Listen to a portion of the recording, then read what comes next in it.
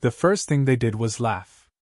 They landed with banners high, armor gleaming like a second sun under Earth's bruised sky. Commander Valtor Dras stood at the center of his troops, surveying the moss-choked ruins swallowed by the Amazon's endless green. His voice, crisp and amused, echoed over the calms. "Behold! The fabled wilderness of Earth! Fit only for beasts and savages!" The soldiers laughed again, adjusting the seals on their exosuits. Their scanners painted the world in harmless green, no tech signals, no plasma grids, no fortresses. Just wet heat, tangled vines, and the buzzing hum of unseen life. One Verdanthian trooper kicked a thick root aside with his gleaming boot. Another stomped through a pool of black water, unaware of the oily sheen that clung to his armor. Above them, hidden high in the canopy, Sergeant K. O'Rourke watched. He lay flat against a mossy branch, face streaked with mud, breathing slow. His rifle rested across his forearm, untouched. He didn't need it yet. Not when arrogance was digging their graves for him. Phase 1. Kale whispered into his bone mic, barely moving his lips. "Commence." Down below, one of the soldiers cursed, jerking his leg free from a tangle of roots. Or so he thought. The vines slithered back into the undergrowth, unnoticed. Kale grinned. The aliens called themselves soldiers. But they wore their gear like parade costumes, relying on scanners to see, on air filtration to breathe, on strength boosters to move. In the jungle, needing more was weakness. Real strength was less. Less noise. Less tech. Less mercy. Dras strode forward, raising his hand in mock blessing. "This planet is conquered," he declared, recording the moment for his inevitable triumph reel. "Let the cleansing begin. We'll pave this mire and build something worthy of history." The soldiers fanned out. Drones lifted from their carriers, spraying mapping lasers across the landscape. Within minutes, they were dropping beacons, marking out base sectors like kings drawing borders on a feast map. Kale tapped the side of his head. His HUD blinked once, silent confirmation. Phase 1 wasn't about killing. It was about planting seeds. Letting them believe they owned the jungle. Making them settle in just enough to sink. He shifted his weight, silent as breath. Below, a trooper walked straight past the thick trunk of an ancient ceiba tree, missing the subtle glisten of fine webs strung between the buttresses. Microscopic spores clung to his armor. He didn't notice. No one ever noticed. Kale rolled backward off the branch, catching a lower vine without a sound, sliding into the darkened green. The air here was rich, humid, alive. Every breath tasted like loam and old power. The kind of place that forgot civilizations and remembered trespass. He touched his ear again. "Targets marked," he murmured. "Deploy the chorus." At the far edges of the clearing, hidden speakers, no bigger than a walnut, activated. They didn't blast sirens or alarms. That would have been obvious.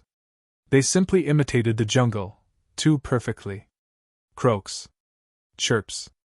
Echoes of predators that hadn't existed for centuries.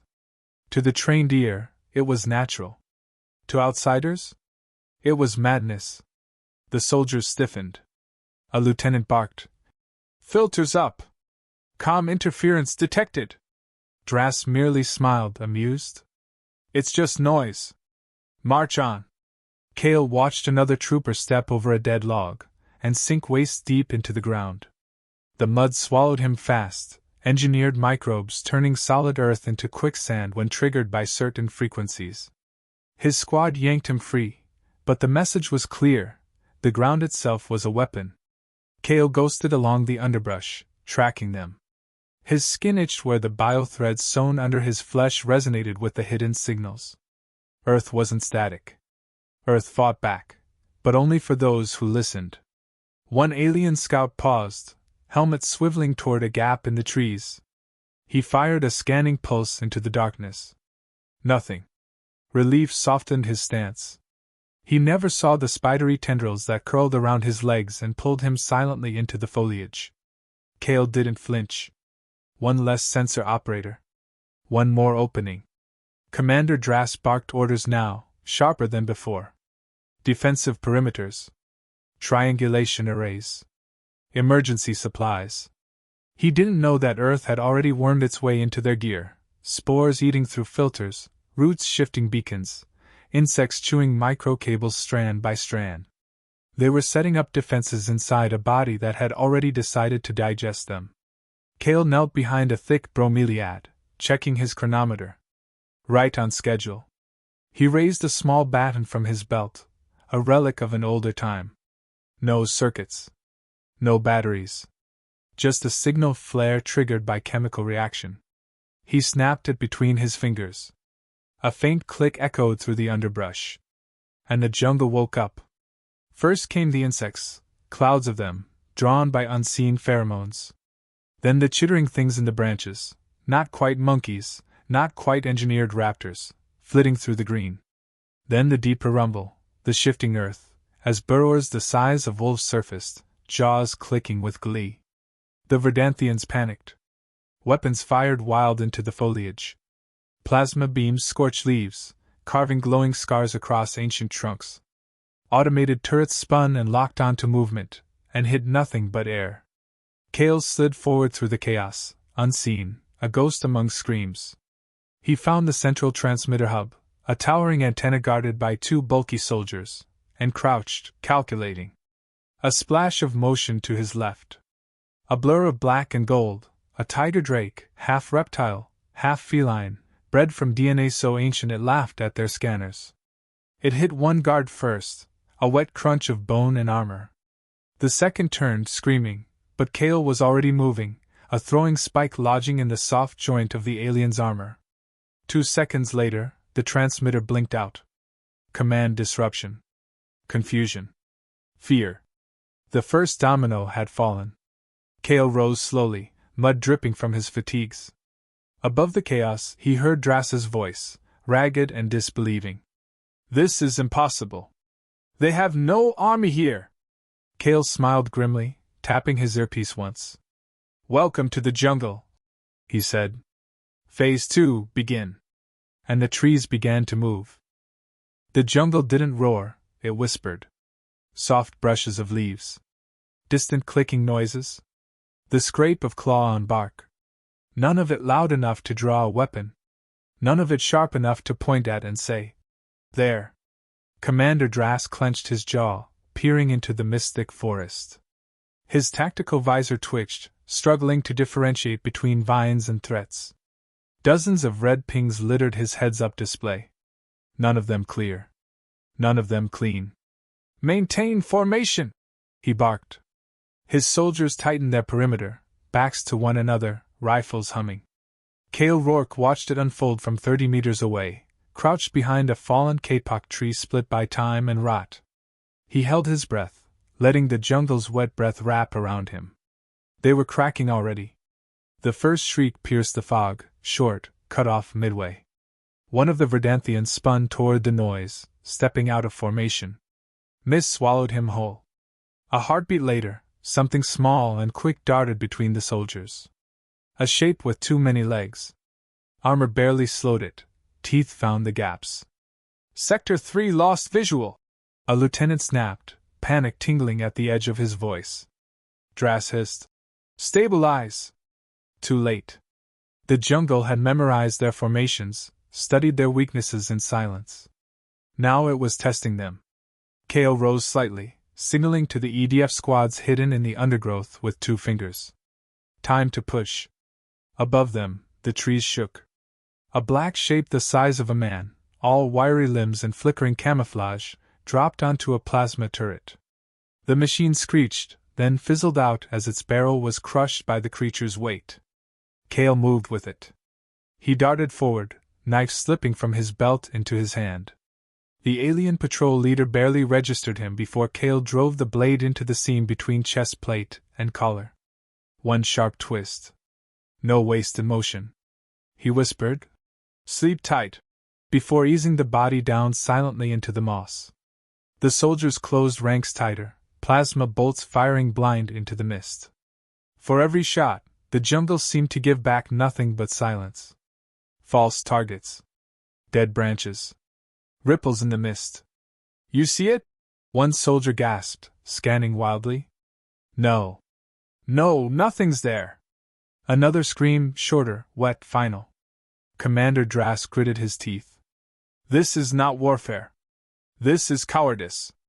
Kale smiled grimly from the shadows. The arrogance was peeling away, layer by layer. Beneath the gleaming armor and the banners, they were just meat. And the jungle was hungry. A Verdanthian heavy trooper powered up his exosuit, thundered forward with heavy steps. His suit carved down trees, shattered roots. He was the fist they thought would crush nature itself. The ground betrayed him. With a low gurgle, the soil under his feet liquefied. The nanofungus, triggered by the seismic tremor of his heavy steps, consumed the fibers of stability in the earth. He sank. Fast. The exosuit's servos whined desperately as it tried to lift him, but the vines were already wrapping, pulling, dragging. The heavy trooper screamed, high and raw, before vanishing below the surface like a stone dropped into a black sea. The jungle burped mud and silence. Kale flicked on his secondary comm. Sector Delta collapsing. Target grouping successful. Request predator release. Confirmed, came the terse reply. From deep in the reserve, the predators moved. These weren't wild animals. Not anymore. They were engineered for symbiosis with Earth's last defenders. Hulking canines with infrared masking fur, serpentine beasts that flickered in and out of visibility, avian creatures that could dive from treetop to kill without a sound. A thrum of wings. A whisper of fur. Kale melted back into the foliage just as a Verdanthian corporal's head jerked sideways, blood misting the air. A beast, low, fast, black, vanished back into the mist, dragging the body.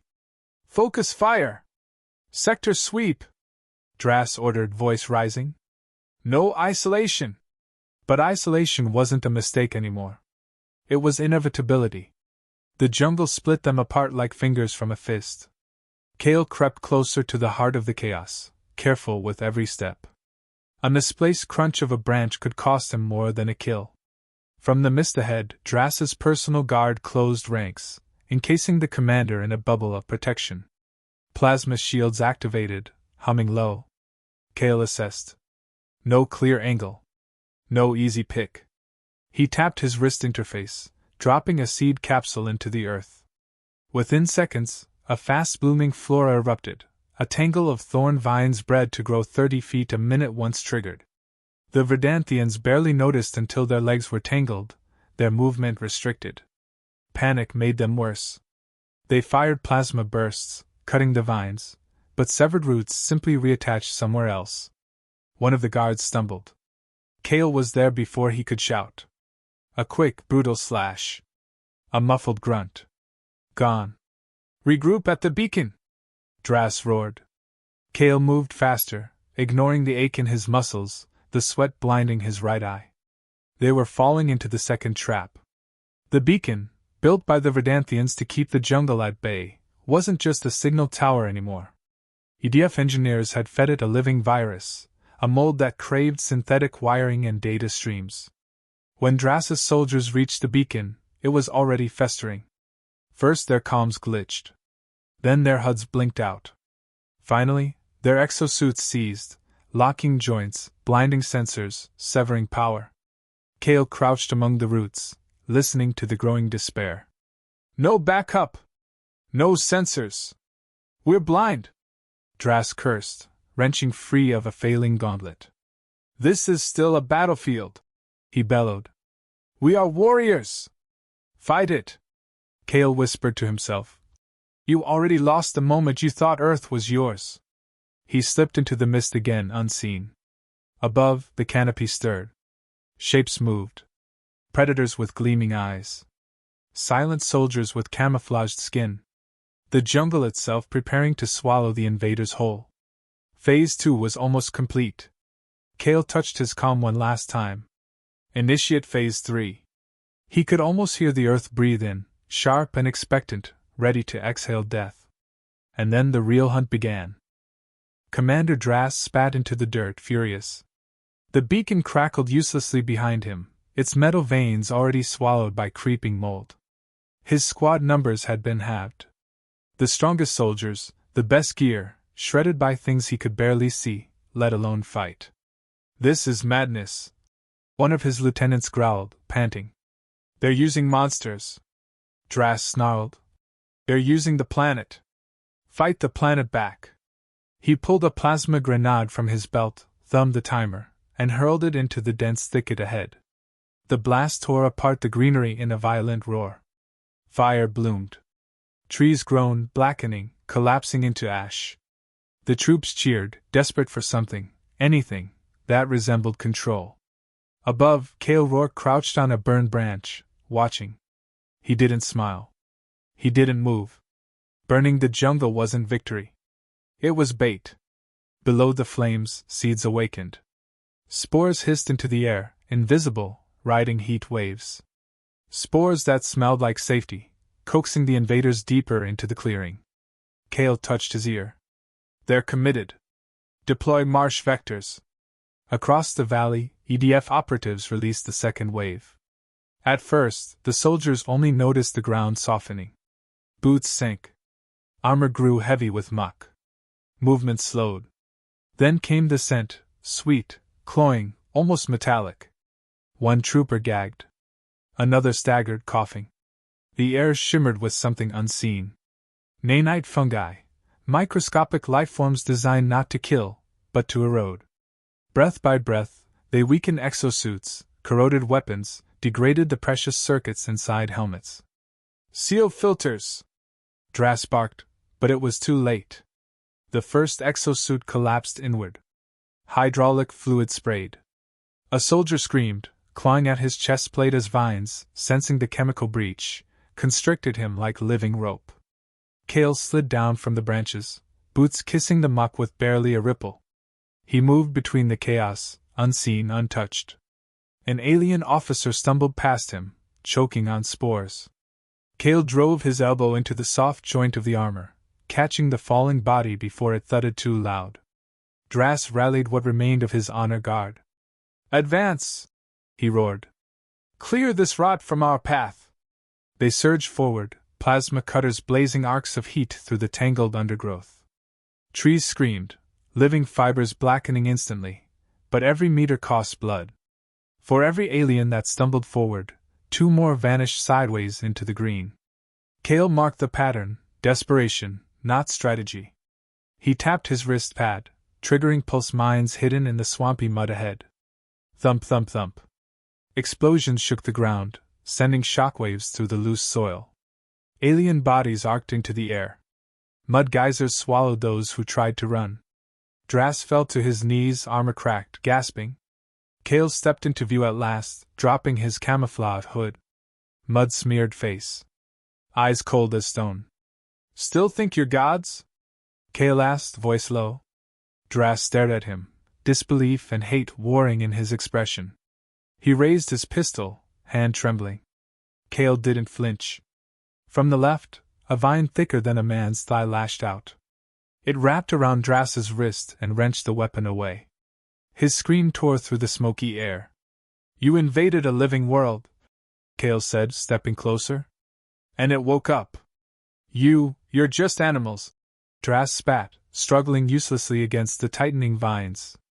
Cale knelt beside him, voice ablade against the throat. "No," he whispered. "We're what comes after animals." Behind them, the EDF moved in, silent as wraiths. Some wore suits stitched with living moss. Some rode beasts bred from ancient DNA. None needed orders. The jungle spoke to them all. Cale rose, motioning toward the last surviving Verdanthians.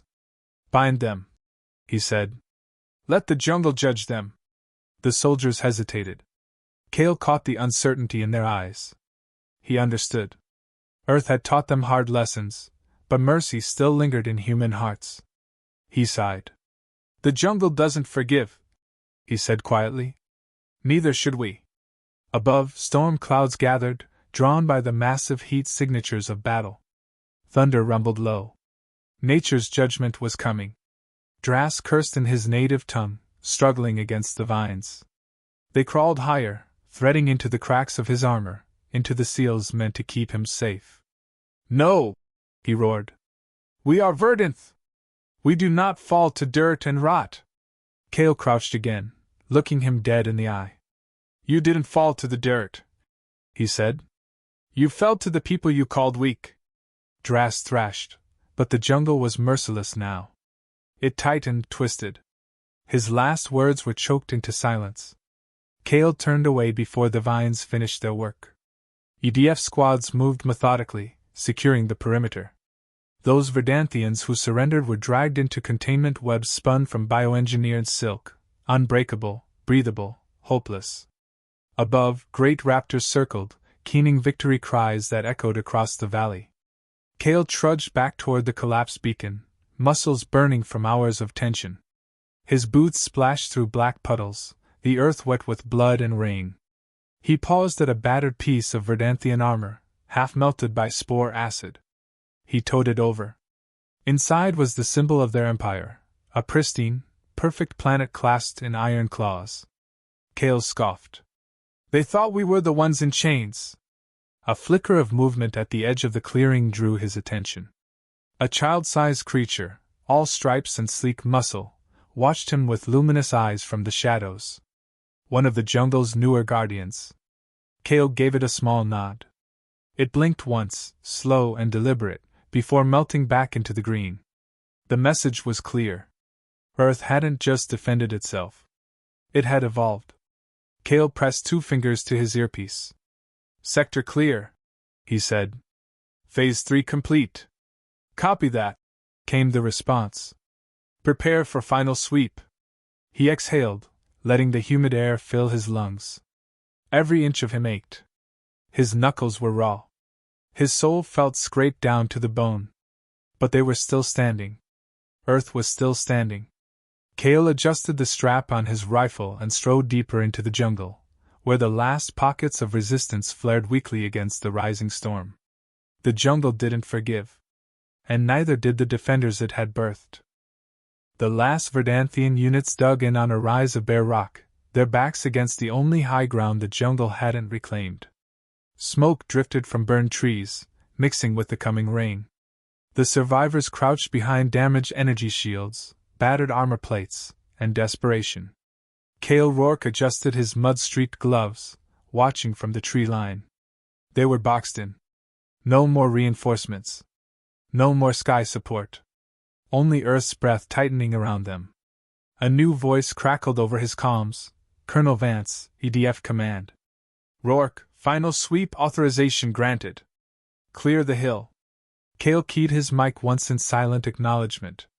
He didn't need speeches. The jungle had already given him his orders. He raised 2 fingers, signaling his squads. On cue, the earth around the rise shifted. From burrows and fallen logs, they came, Earth's true weapons. Apex predators, bred for war, engineered with ancient cunning and modern precision. Not mindless beasts, but partners. At Kale's side, a wolf-like creature the size of a bear snarled low, sensing blood. Its fur shimmered, phasing colors with every twitch. Kale crouched, whispering into the beast's ear. Go. The creature loped forward, vanishing into the underbrush without a sound. From another angle, human soldiers moved. Their bodies smeared with chlorophyll compound, they blended into the foliage as easily as smoke in the wind. Down on the rocky rise, the Verdanthians huddled tighter, aiming plasma rifles into the mist. A lieutenant barked. Here they come! They fired blind, beams scorching the greenery, slicing empty air. Kale moved with his unit, weaving through the chaos. He didn't fire. Not yet. Let them bleed their energy into ghosts first. A plasma turret powered up with a mechanical whine, sweeping the forest edge. Kale tapped his wrist pad. A coded burst went out. 3 heartbeats later, a dense vine shot from the trees, wrapping the turret's barrel. It wrenched sideways with a snap of tearing metal. The weapon shrieked, sparks showering the panicked defenders. Kale sprinted forward, leading the first wave. Mud sucked at his boots. Rain sheeted down, washing away the smoke, revealing the horror closing in. Verdanthians screamed as the predators hit. A wall of fur and muscle crashed into the defense lines. Weapons fired, some hits, mostly misses. One soldier went down under a blur of claws, another was ripped backward into the jungle's waiting jaws. Kale ducked a wild plasma shot, sliding across wet stone. He came up inside their perimeter, knife in one hand, sidearm in the other. A Verdanthian officer lunged at him. Kale sidestepped, drove the knife under the alien's chin with brutal efficiency, then rolled forward before the body hit the ground. More EDF warriors broke through the lines, moving with terrifying grace. Every motion was practiced. Every kill was earned. The Verdanthian shields collapsed under the weight of the assault. Drast staggered into view, half his armor melted from fungal corrosion. His once pristine insignias were blackened, flaking. His left arm hung useless. Still, rage burned in his eyes. He raised a ceremonial blade, outdated, ceremonial, but heavy with defiance, and charged. Kale met him head-on. Drast swung low. Kale ducked, feeling the blade slice air above his scalp. He countered, driving his shoulder into Drast's gut, knocking the larger alien off balance. The blade clattered to the stone. They grappled in the mud, two predators stripped down to instinct. Drast punched, metal gauntlet catching Kale's ribs. Pain flared white-hot, but Kale used it, twisting, slamming his elbow into Drast's helmet, cracking the visor. Drast roared, throwing Kale off. They faced each other, panting, blood slick and grim. "You fight like beasts!" Drast spat, staggering upright. Kale wiped blood from his mouth, grinning despite the pain. "Beasts don't need technology to win." Drast lunged again. Kale sidestepped, grabbing a broken piece of Verdanthian armor from the ground. As Drast passed, Kale smashed it into the back of his knees. Drast collapsed to the mud, gasping.